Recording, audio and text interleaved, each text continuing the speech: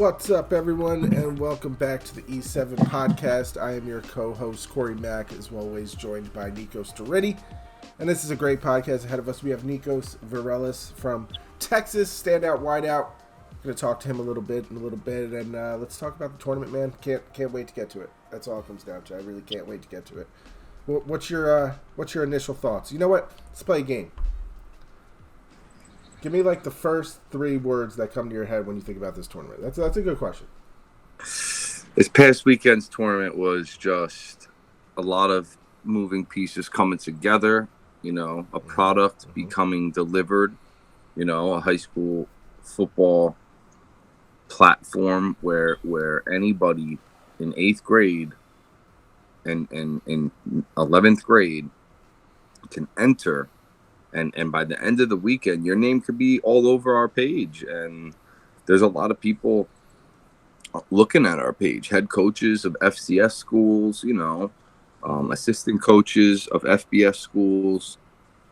So naturally, you're being just looked at just because you're on the platform.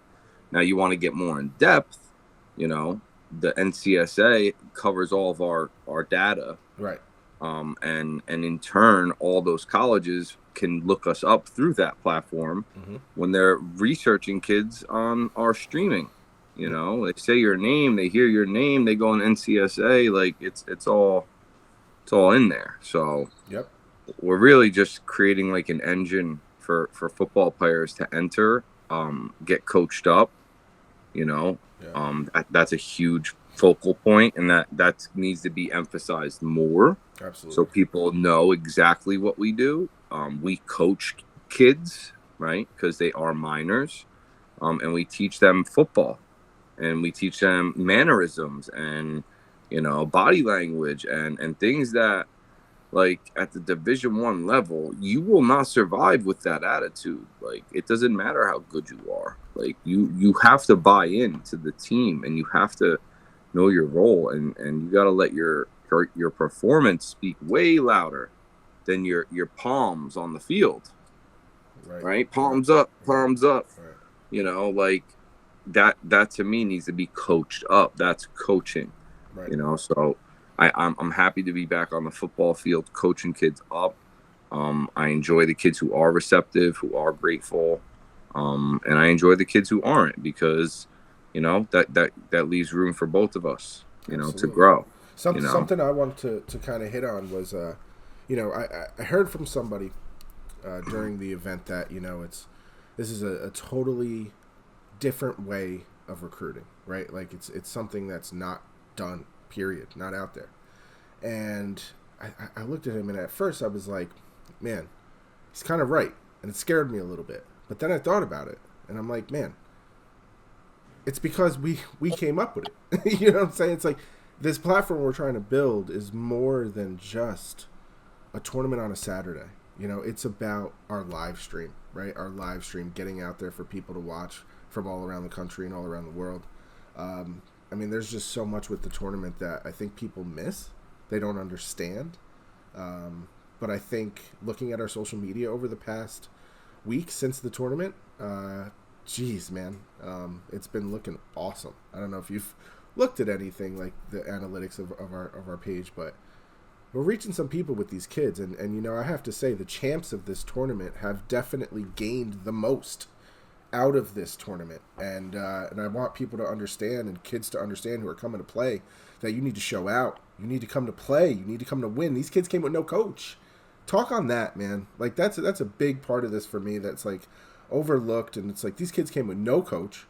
They showed out, every single one of the kids on that team, and they won the championship. And now look, they are getting huge exposure all over social media. Yeah, and what's crazy is there's kids on that team that aren't getting the exposure they deserve, because they balled out too. Yeah, I agree. And there's kids in the tournament that balled out that, obviously as this grows and colleges start getting a little more leniency, I don't think the highest level coaches are actually allowed to attend some of these 7v7s. So, I still think the 7v7 marketplace is foreign in the recruiting space. And Absolutely. That's why we're so interesting, is because the person who started the company played Division I football. And it wasn't that long ago. It was within 10 years. So my networks are still pretty solid. So, I love football. I'm still in it. So if you're stepping on our field and it's being run the way we want it done, like, people who are going to come look at you, if we're putting you out there, like, they're going to take that to consideration that, all right, well, Nico played Division I football. Nico woke up 5 days a week. You know what I'm saying? Like, you're going to have a schedule, a routine. Like, I'm only going to put kids out there that I really believe that could play Division I football. I agree with you. Like, not just on Saturdays. I'm talking about, like, they'll be in class on Monday on time. They're going to get their meal in after their lift. Like, they're just, there's certain things that you need to do as a Division I athlete, and it's redundant and repetitive, and it doesn't go away until your career's done, and it feels like it's never going to end, and when it does, you're like, holy smokes, I can't believe it. So a lot of these kids who are very talented have a extremely rude awakening at the next level. Absolutely. And the kids who aren't as talented, they're the ones that a lot of them are the most prepared for the rude awakening, because they've been humbled. So I mean, the coaching up at the tournament is definitely something we need to do more of, and not let outside forces come in to do it, because at the end of the day, we're trying to coach them up, right? We are camp style. We need to be very clear with our viewers and attendees, because the 77 world is like, it's like youth football. Yeah. Like, and Little League baseball times a million. Like, because you got these people with money. It really is. You got people with money that are backing these teams, and these people with money could be ex-pro athletes. They could be content creators, and that's what's happening in the southern regions of the nation. I don't really necessarily vibe with it, because I don't think it's cool for, like, an NFL player to, like, be the quarterback. And I was saying straight up Cam Newton showing up places, putting 10 racks down for kids to do 1v1s and shit, and he's throwing the ball. Like you're just taking away. That's why these kids are kind of like little shitheads, excuse my friend. Because there's people like him as mentors teaching them to make money that way. And I know, like, that's cool and all, but, like, go to a tournament, win. Like, I don't know, man. I don't want to give that message out. Like, I mean, my big thing with 7-on-7 is it's exactly what you said. It is Little League mixed with Pop Warner. It's like nationwide, at least. Like, from what I see, the coaches get really into it. Everyone's arguing all the time. Like, we're holding tournaments. We're holding it as a platform, and I'm observing and seeing it. I do not like it, because that toxicity wouldn't survive at the Division I practice field. Right. Because we got work to do. Right. Why are you acting like a 3-year-old on the sidelines? We got to get things done. Coach, go take a lap. Get off the field. Like, that's what I saw at the highest level. But it wasn't said very nicely. No, I hear you. So at our tournaments, you know what I'm saying? Like, we can't have nobody thinking like they could belittle or condescend high school kids. Like, I've been a part of that. Yeah, I don't like it, and I started seeing it from other teams towards their kids, but I didn't want to get too involved, because, like I said, we're trying to, like, get to know people and see how they operate. But by the end of the tournament, the chips fell where they fell, and Team FMB, had no coach. Killed it. They just dominated every game. Their quarterback took charge, and honestly, I don't want to give out the secret sauce, but the quarterback's the key in 77. 100%. Okay, and the quarterback has to take charge. And what these coaches don't understand at these 77s, if you aren't encouraging your quarterback to take charge, to maybe think of some things on their own, things like that, you're underutilizing an opportunity for that kid to develop and grow and make decisions as a quarterback with his teammates. So come fall, he's a little more comfortable. Well, let's be real, though. They're trying to win. Now, everyone's trying to win, and I'm with That's winning. natural, though. That's exactly, your though. That's in your natural. DNA. It's not something you got to teach right But that's your DNA. Like, people are trying to win to get words out in a conversation. Like, That's your DNA. Like that's not the purpose of the tournaments. The Sure. purpose of the tournaments is the simple fact. Look around right now in our location where we live, and people aren't hosting tournaments the way we are. Nobody nationwide, at least. There he is. What's up, Coach? Shit. Nikos. Good. How about y'all? Good, man. Good. Cannot We're complain. doing well, man.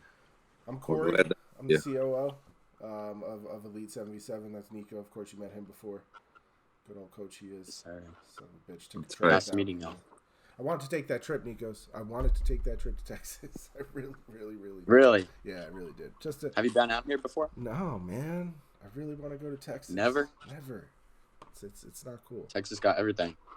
Well, New Jersey has everything. I don't know about That's why we I don't know got about that Nikos one. on here, because we gotta give these Jersey people a little taste of Texas. Yeah, I do agree with that. All right, so Are we live? We're live. We're rolling. You know what? Yeah, we're live. We're rolling. Right, What's up, we're Nikos? rolling. I mean, again, welcome to the E7 podcast. We really appreciate you joining us. And what's going on, man? Tell us a little bit about yourself. Man, I just been getting ready for college, just graduated last week or a week and a half ago, and just preparing this summer and getting ready for the next chapter. Congratulations Right on on. graduation. Congrats, dude. Right. Yeah, we everyone's always gonna ask like what school you going to, what's your offers, but when I met you, it wasn't about that. Like I was just a new face down there, absorbing Texas football and seeing all these kids who now I get to see on Instagram and how big their names are and how special they all are. But I saw a bunch of flawed high school football players, Yeah. And I also saw I pay attention to the receivers because you guys are donating your time. I'm a sports performance coach. So when I see kids showing up somewhere that don't have to be there, and just because they want to get that work, I appreciate that, and when I watched you work, and I watched a few other kids too, there's a few other kids. And I had a few conversations with other kids, and I just recognized this same common thread with these overlooked prospects from Texas due to like 4 or 5 FBS guys being on your team for 2-3 years, and then your senior year you get a shot, and kids in Jersey think it's competitive here to get a big time scholarship. Down in Texas, you could be the man, but there's 3 or 4 other men that you got to sit behind until it's your turn, and that's a real thing. I didn't recognize that. It's a real thing down there. It is, and it's different because in Texas also, to get recruited, I would say one of the biggest tools, in my opinion, is making it to playoffs. And so, that comes from your high school team. Most college coaches aren't going to be watching many games until it gets to playoffs. So if your team isn't even making it to playoffs, your exposure is, other than the schools that come visit that are local, it's little to none. Whether it's your high school coach helping you out or you doing it on your own, you got to find a way. Yeah, so absolutely. I couldn't agree more.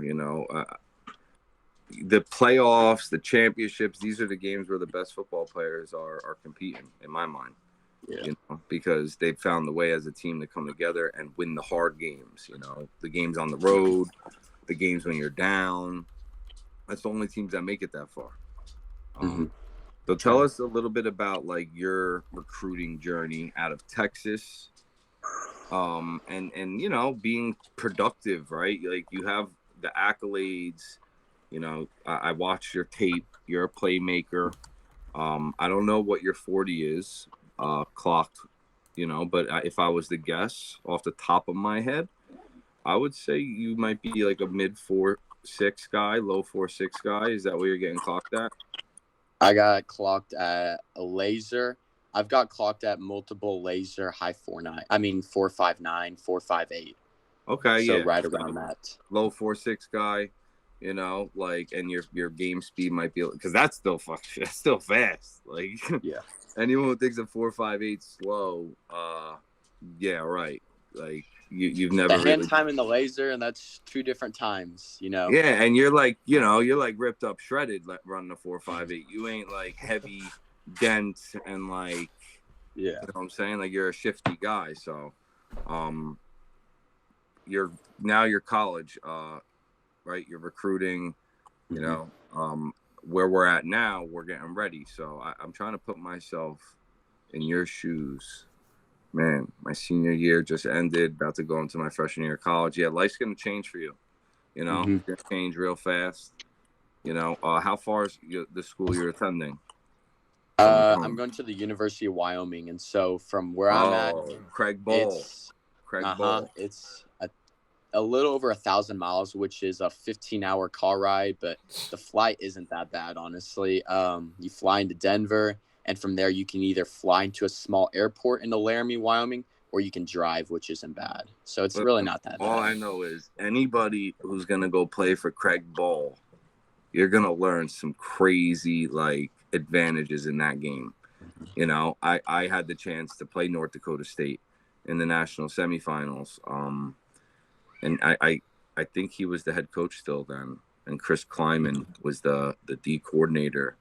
Eventually he became the head coach, and now he's the head coach at, like, uh, Northwestern or Kansas State. I don't know, one of those schools.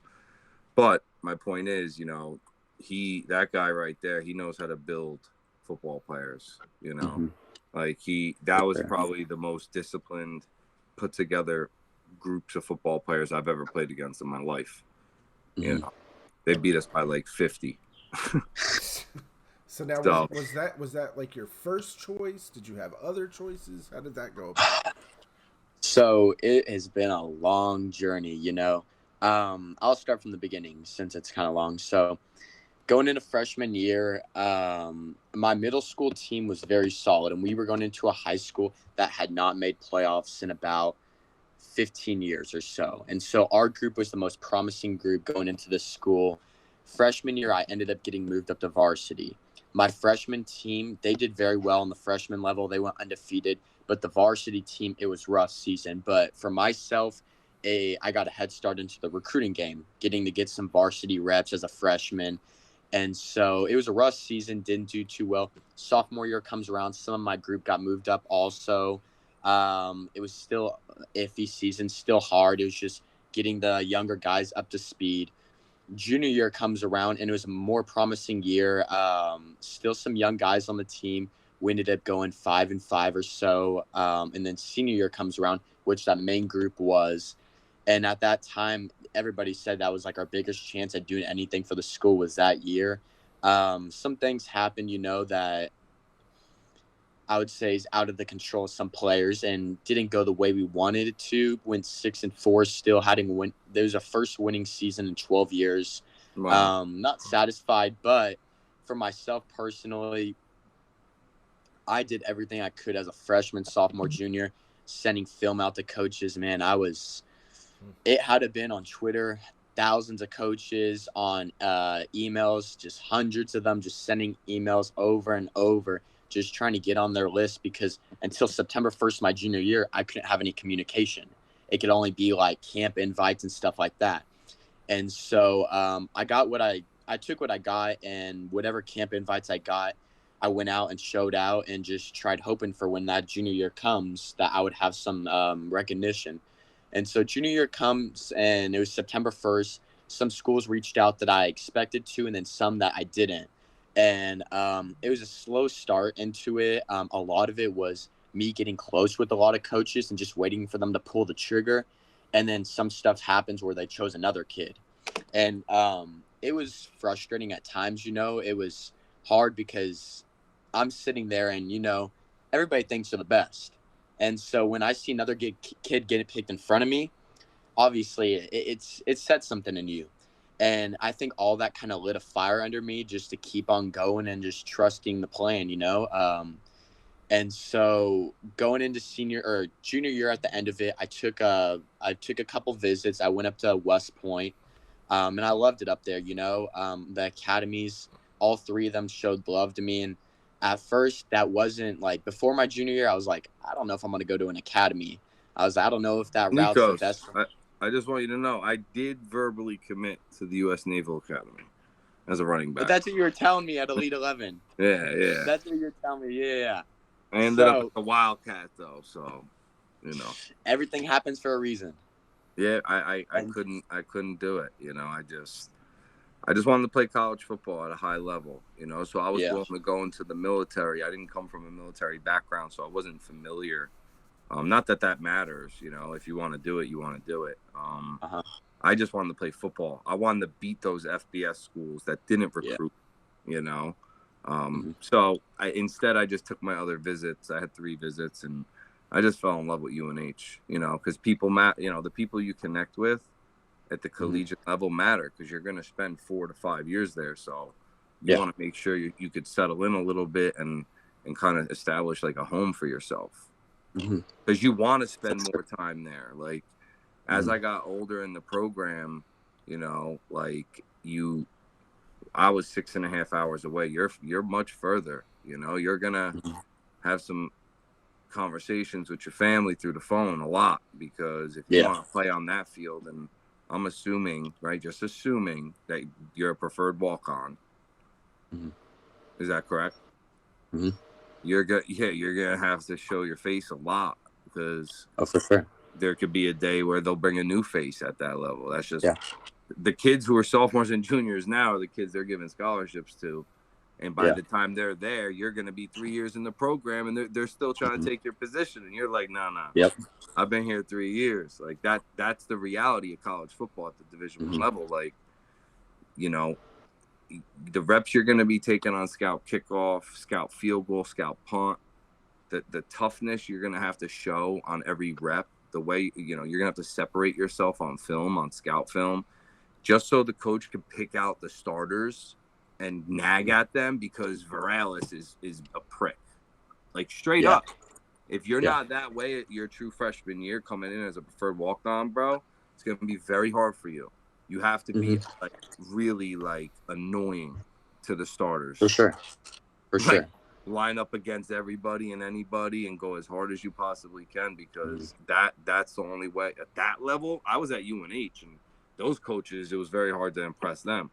Then you go up to the FBS level, the depth gets deep. It's deeper. There's more talent. Like, it's crazy. So I wish you the best in that regard, because I watched the way you came to Elite 11. I watched you, and I watched a few other receivers, and I could tell by the end of it who could play college football. The kids who were loving getting the work and like working on their craft are going to be the same kids that are going to be making plays in college practice, and the kids who make plays in the college studs and practices are the kids who make the plays on Saturdays. It's a whole revolving cycle. I'm sure when you first started playing varsity football as a freshman, because my younger brother was a 4-year starter here in Jersey, and he was 2 grades below me. So, the game is fast. Like, there's so much to acclimate to compared to your senior year, and the same thing's going to go now at the next level, and if there's any state to prepare you, it's Texas. So Texas, you'll be just fine. And plus, you got the name Nikos, so you're protected. Yeah. So when I visited the academy, which I loved, and the other 2 showed interest, Navy ended up coming down and visiting me at my school, and I stayed in contact. And they want you for defense? Offense. Running back? Slot back. Okay. Yeah, and so after that, shortly after, one of my dream schools ended up reaching out, and they wanted me to go to camp and work with the coach, and I did that, and I got on their radar. And at that time, it's like, man, I'm sitting junior summer with no offers, but I'm talking to my dream school. And going into your junior summer? Going into your junior into my junior before senior season. Okay. So about a year ago from today. Yep. And so I'm like, dang, I was like, this is like starting to become reality. And so did really well at camp, talked to the coach a lot. A month later, so 2 commits from other schools ended up flipping their commitments and committing to that school during official visit weekend, and it filled the running back spot. And the coach had to give me a call and say, before we could go any further, this is what happened. And it kind of killed me. It's like, dang, it was like I was putting like all my chips into this, because this is what I really wanted. Either whether it's an offer. Are you going to share this dream school with us? McCaffrey, Stanford. Okay. And so it was like so far-fetched because I'm sitting here going into my senior season with no offers and being able to be on the radar and getting close with a coach like that. It didn't seem real. Yeah. And so after that happened, it killed me. But I was like, I just got to keep working. Went to a camp, got offered by a smaller FCS school, St. Thomas, up in St. Paul, Minnesota. Nice. They offered, and I was like, I'm going to wait a little bit longer. I want to go through senior season, see what happens, and see what my options are. Navy still showed a bunch of interest. And by the end of my senior season, I was at the top of the board about to get the offer from Navy. Coaching change happened, and the new coaches didn't hold me as a recruit. So I lost that. Stanford, one of the running backs that ended up flipping their commitment and filling that spot, he ended up leaving before signing day in December, going to BYU, and new coaching staff comes in there. So that new coaching staff, there was a running back spot open, but the new coach brought a guy he was recruiting from his old school. And so at that point, I'm sitting in December and I'm like, it's like I need to start making decisions here. And my parents said, if you're going to commit somewhere, commit where you're going to be happy. Even if they said, we know it's probably not going to be in Texas, go where you're going to be happy and you can stay there 4 or 5 years. And I was like, okay. And so St. Paul, Minnesota, it was a very nice up there. Coaching staff was amazing, top class, nothing wrong with it at all. But it just wasn't, I didn't feel at home there. There's just something about feeling at home where you visit. And so stuff just didn't work out there. And it's late January. And one of my coaches that prior to my high school, he knew a coach up at Wyoming. And he was like, would you be interested in going up there? I said, honestly, I was like, I'll go visit. I was like, sure. And I knew nothing about it at the time. So I ended up going up there to visit, unannounced, no contact with any of the coaches whatsoever. I go up there for a school visit, met a player while I was up there at a facility. He got me in contact with the coaches. Next day, I'm meeting the coaches. They gave me a tour, sent my film to them. The main coaches, the running back coach there is the head recruiting coach, and he was on the road recruiting at the time. He got back that night, and the next morning he shoots me a text. He's like, I have some time to talk. Can you come up here? And I was like, yeah, of course. So I get up there, and he had watched my film while he was on the way back. And he told me, he's like, I really like you and stuff like that. He said, but we have something with our roster where we're full on spots. But he was like, at worst case scenario, you would have a spot on the team start of the spring semester. He said, you won't have to try out. You'll have a spot. He said, that's at worst. He said, at best, a spot will open when the portal opens. I think it was late April, early May. He said, when the portal opens, if a spot opens, you will, we'll see if we can get you it. I was all right, cool. And so I went up there for a spring game again a couple weeks ago, and it was about a month ago. And he said it's looking more promising that I'll get the spot for the fall. And so I'll get as of right now, I'll get a start. I think it's mid-August or so. So a couple weeks before the first game. So it's going to be quickly rolling when I get there. So, I mean, all that happened so quickly after my senior season. You're not a preferred walk-on. You're a true walk-on. Yes, I guess that's where, yeah. Because a preferred walk-on would be reporting like now. Yes. The summer workout. It could have been that he said it would have either been preferred walk-on or offer if it would have been earlier. Of course. That it happened. But since it was so late in it, I guess, yes, you would call it a true walk-on then. You're a true walk-on. You're coming in, you said like a week or two into camp? Yes, a week or two into camp. Yeah. You're a true walk-on, bro. Yeah, which, I mean, I told the coach up there. Those are our favorite people. That's my favorite people. That's why I told him up there, I said, y'all take a chance on me. I said, it will be the best decision y'all ever make. Yeah, you're to prove yourself. I could tell, bro. You got, they're throwing you to the wolves, but you'll be fine. You're coming in with fresh legs. Mm-hmm. I'm not worried at all.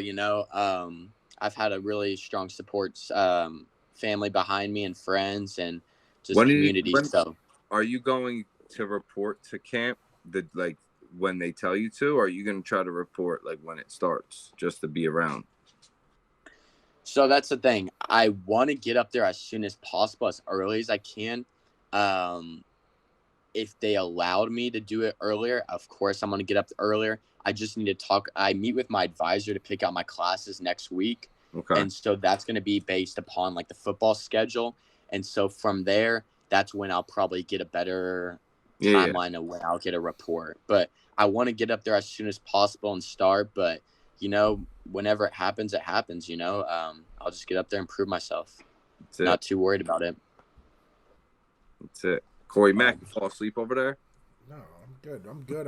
I'm listening. This is really interesting to me. And just so you know, Nikos, I don't have a football background, right? I played baseball. This is why he's absorbing it. I'm absorbing it because this is an interesting story to me. It seems like you had to go through a lot, and there's sounds like a lot of emotions, man. A lot of times where you're probably sitting there like, shit, this is not working, but I'm gonna keep working through it.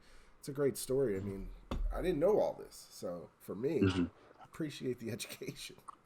Of course. I appreciate you listening, taking the time. This is a big part of what we're trying to do, when now you're in your you're done with high school, you're going to college, and you follow us, you check us out probably a little bit, but what we're trying to create, what do you think about our platform compared to like all the other 7-on-7s you've seen? Oh, I mean, I love it. I see the stuff you post and stuff, and the content of it's great.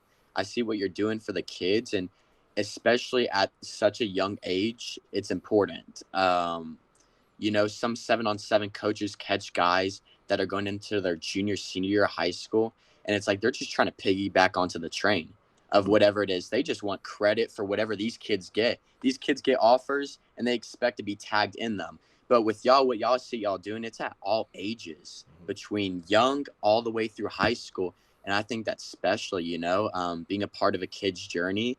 It can really leave a long-term impact on them. Yeah, absolutely. I think it's great what y'all are doing. Thank you. Appreciate that, man. And we focus on the 8th graders becoming freshmen all the way through juniors becoming seniors, because I feel like that window is like is the window of like offers, FBS to FCS. If you're a senior and your season's over, like I had kids who wanted to compete. I'm like, I'm sorry to break it to you, man. Like your ship sailed. Like 7-on-7s aren't gonna do it for you no more. Like you got to go to a JUCO, a prep school, or you got to go walk on. That's it. Those are the only options. That's your only options, So with what we're trying to establish is like a space where kids like you, you played 4 years of varsity football in San Antonio, Texas, right? 4 years of football and varsity football, and you were overlooked. That's how I see it. You were overlooked. Sure. Overlooked maybe because the volume down there is so immense that guys like you get overlooked, whereas guys like you come up here and you're at Don Bosco or Bergen Catholic and you got 15 offers easily. Like that's just what it is. I played at Toms River East. I played at a Jersey Shore high school. Nobody played college football from my high school in the past. So why would a college coach go there and recruit? So like it's tough for some kids to get recruited and get exposure. I just see it like when I watch 7-on-7s and I see a lot of it is like there's no sense of urgency on the quarterbacks.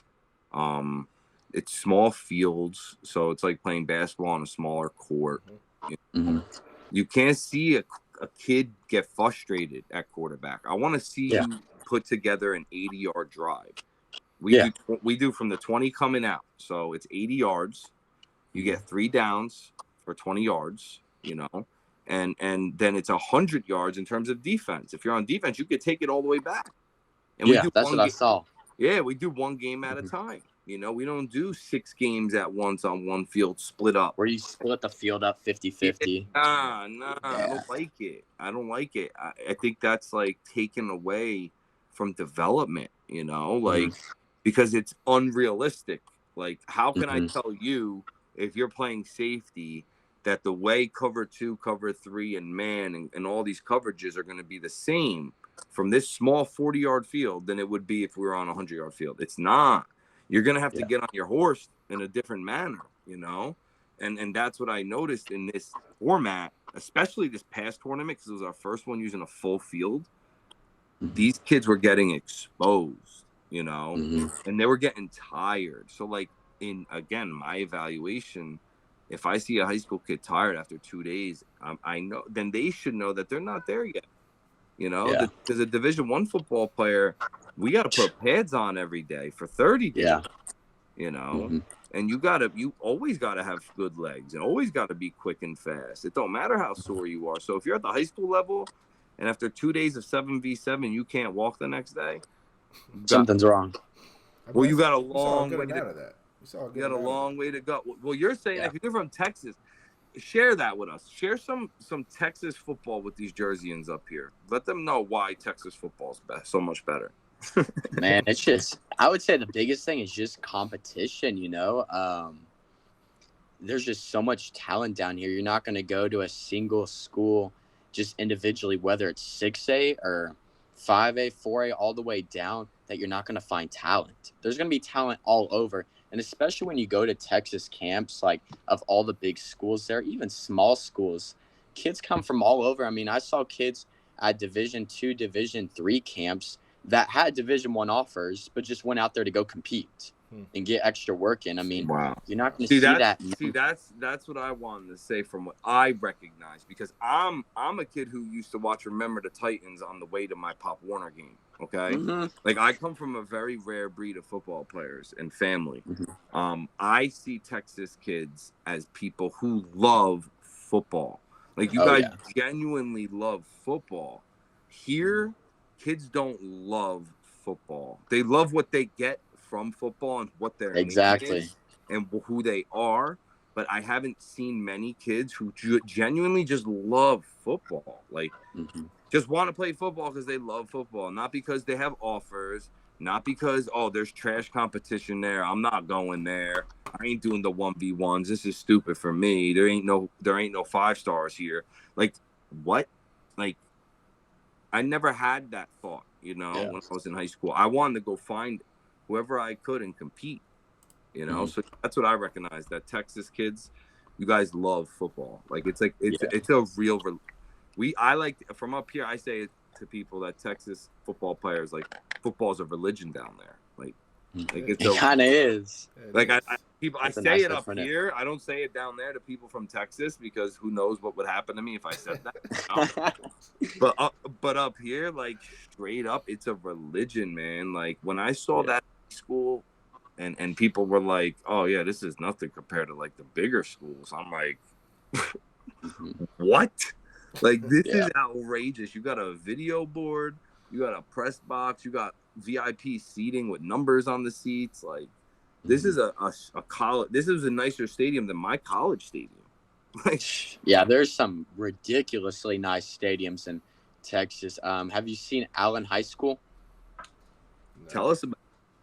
Oh my gosh, you'll have to look it up. I see some pictures of it, but that puts, I would say, a good 30% of Division I school stadiums to shame.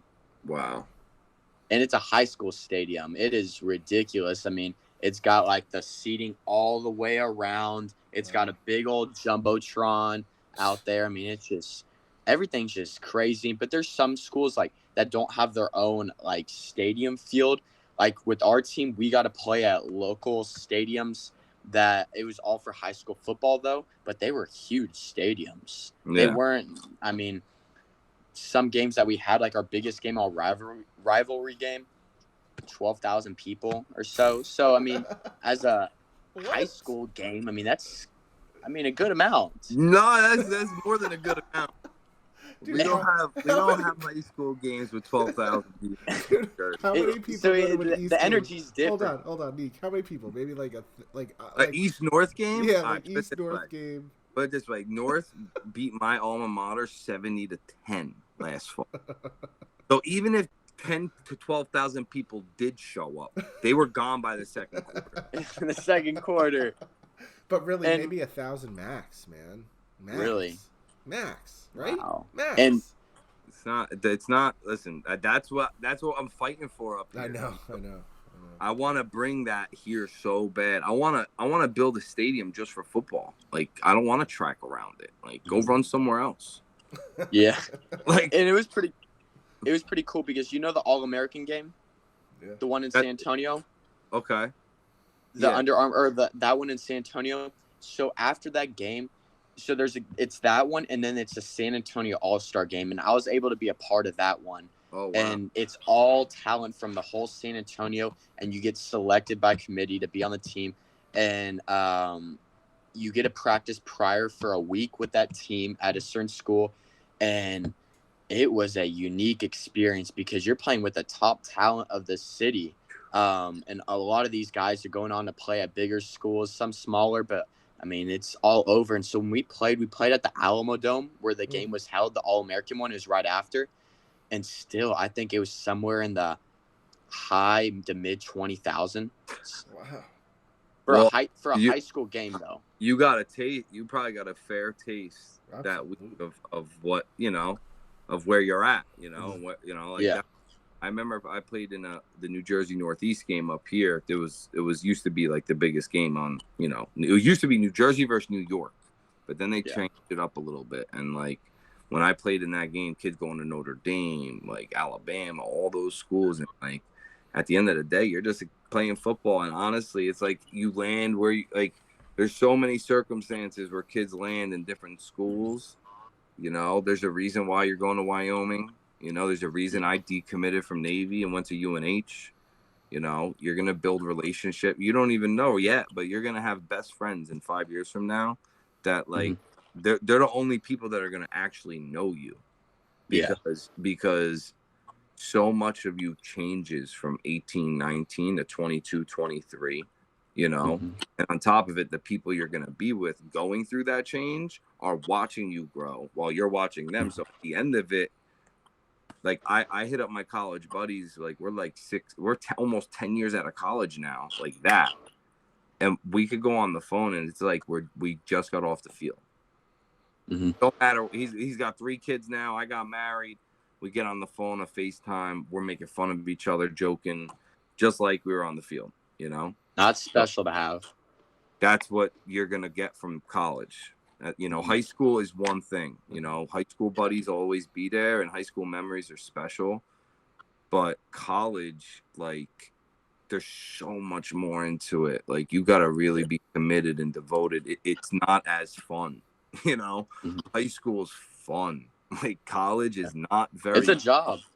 It's not very fun, but Saturdays are worth it. It all comes together on Saturday. If you can keep that in the back of your head, you make it fun. But I'm saying, like, it's hard work. Like, you put your body through the ripper. Like, you got to stay healthy. You have to be accessible. If you're not, then they're on to the next. Like, you're right. Like, it's extremely competitive. And if you're not thinking the way you are, because a lot of kids around here aren't thinking the way you are. Not even close.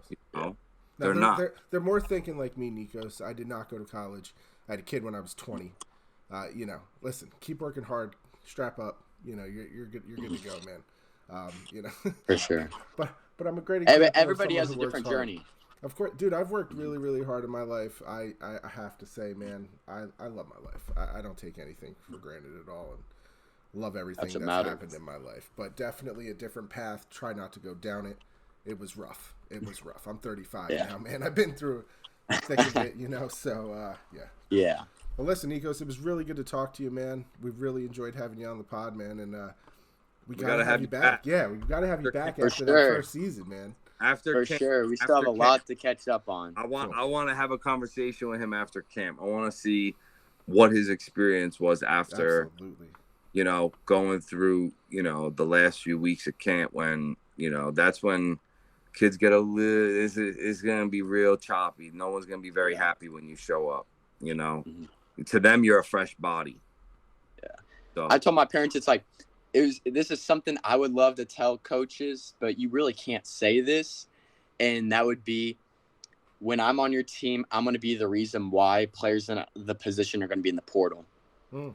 I would love to say that, but at the same, you can't really say that because it's going to be your teammates, but you just got to work so hard that, you beat them out and they don't want to be there no more. That's got to be the mindset. that's what usually happens when the kid who's making plays in practice, and then eventually he's like ripping out the soul of the defense, especially at the running back position.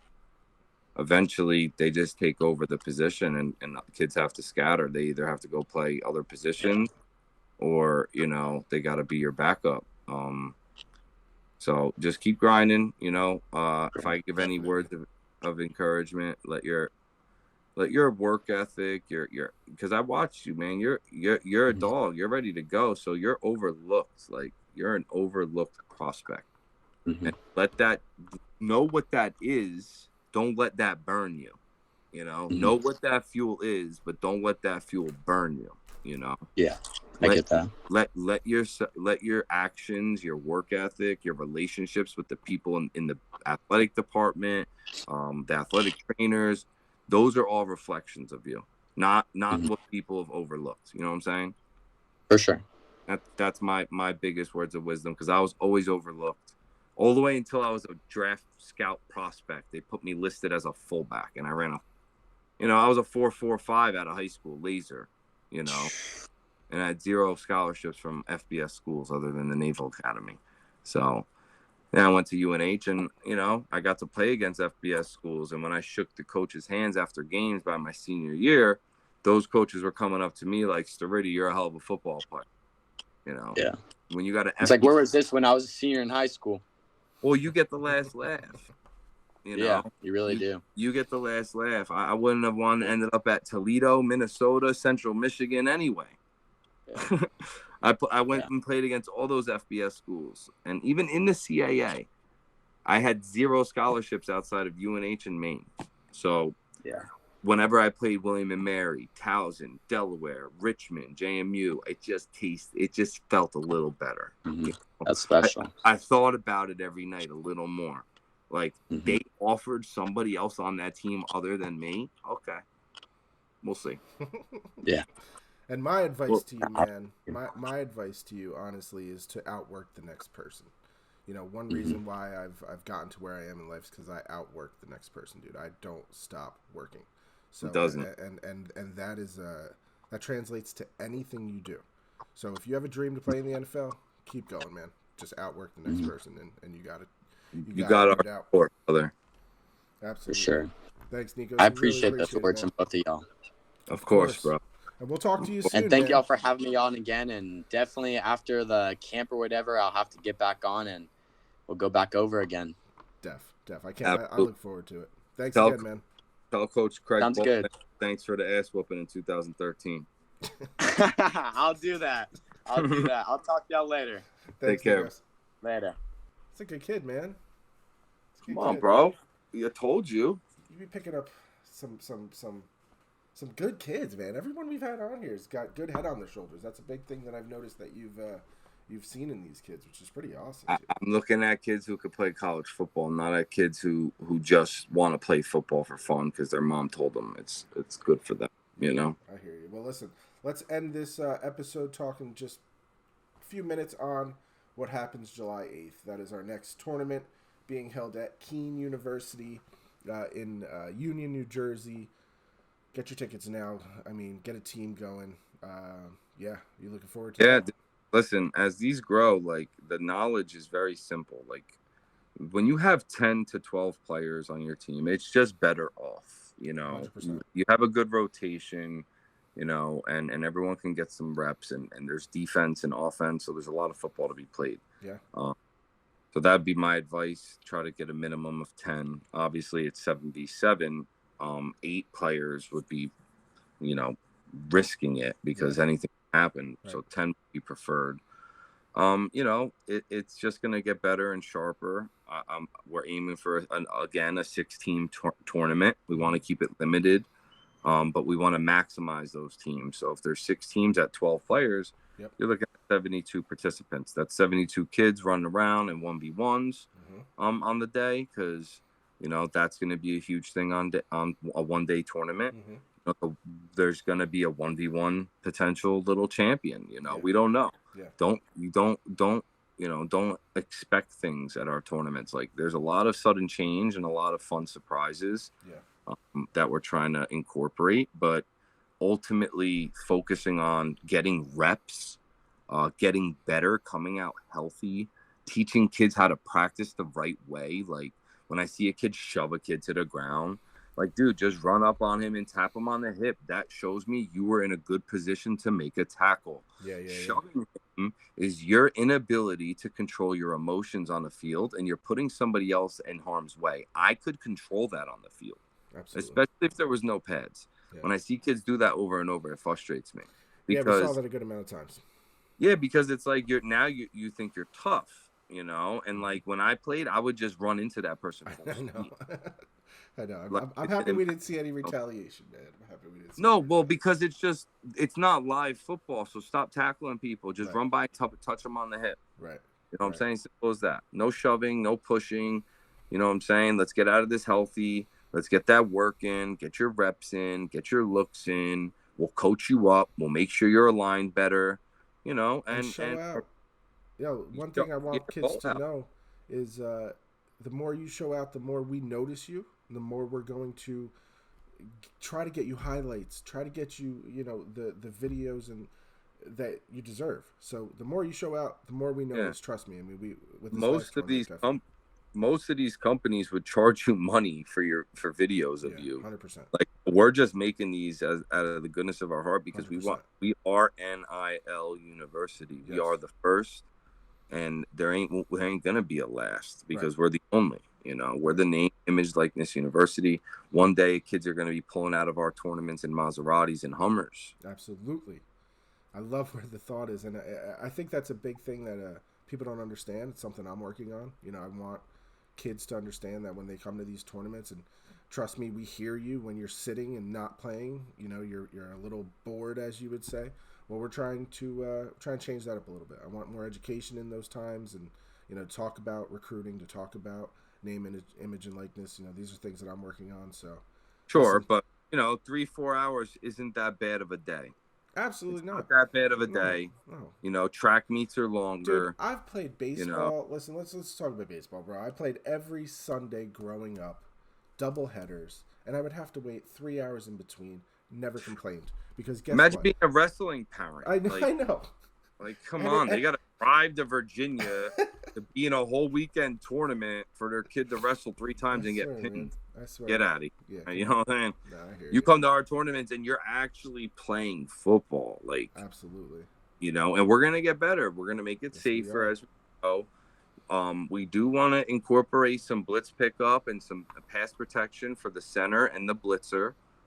Nobody else. It's a one-on-one. The blitzer has to align 5 yards from the line of scrimmage. There's nobody lining up on inside the tackle box on the line of scrimmage. That's also a rule. So now it's very clear. If you snap it, you're not eligible. You have to stay in. So usually that should be somebody who needs a break, who needs a breather, but also somebody who can protect if somebody blitzes. And that protection is exactly what it is. It's like the O-line, D-line camps. Like, it's 2 kids going at it, trying to get to the quarterback. Right. Simple as that. No, holding, ripping the face, all that stuff. Obviously, you're going to get a penalty. Yeah. But we want to definitely start getting, because it's happening anyway. So we might as well coach it. 100%. I mean, listen, I look forward to it. The tournament's coming up soon. We got a lot of work ahead of us. But man, I look forward to it. We got another podcast this week, so tune in. This one's gonna go live shortly, and then the one this week will also go out this week. So July 8th. Let's go. 8th. Let's go. Keene University. I look forward to it. Nick, as always, awesome pod, man. And I'm loving this, man. We're growing, dude. We're stretching out to Texas. Let's go. We are. Throw the guns I'm gonna up, say man. it. Hook 'em. I'm Dude, gonna say it. I'm gonna call this now. Nikos will be a coach at one of our tournaments eventually, man. Oh, that would be a pleasure. That would be a pleasure. He's such a good kid. You could tell that he's a football player. He had the Texas Longhorn on the wall. You saw that, right? Yeah. Of course, man. Come on. These Jersey kids need to see that, man. Like, there's kids like that out there, bro. Yeah, these Jersey kids don't know, man. Like, you got that kid's overlooked. He's he's a true walk-on, bro. He's showing up 2 weeks into camp like a pit bull. I can't wait to talk to him after camp. And he's been I wanna training hear like all crazy. about it. You know, he wants to get on the field, dude. Yeah. He wants to get on the field ASAP. He doesn't want to wait. I can tell. Well, that's why we do the podcast, everyone, to show you that New Jersey ain't shit. New Jersey ain't shit when it comes to football. Well, it is, dude. It's just there's levels. It's it's a different North Jersey is a separate state. I'll give you that. Okay, because North Jersey football up there is like highly resourceful. Sure. Highly resourceful. You know, Don Bosco, St. Joe's, Bergen. There's such a good legacy to those schools. Yeah, of course. You can show up there as a decent football player, and in 4 years you can end up somewhere just because you're a decent football player. And it doesn't mean it's a scholarship, but you could still end up somewhere. I played with 2 kids from Bosco and Bergen. They both quit at UNH. They both left. You know. Well, got to be a certain type of dog, man. It don't matter where you're from, dude. It's all about what's inside your chest, and those are the kinds of people I gravitate towards. Well, we don't have enough people like you that are stressing football as much as you do. You know what I'm saying, man? Not in New Jersey, at least. Because there's kids like Nikos out there. I have to do that. It's my job up here. I got to prepare kids. You know, there's kids out there that want it more. So how can 100%. I make you want it more? Well, listen, man, you're doing a good job. Appreciate you as always. And we will catch everyone on the next pod. Appreciate you too. Gotta get you a Nike hat, bro. Dude, I just want to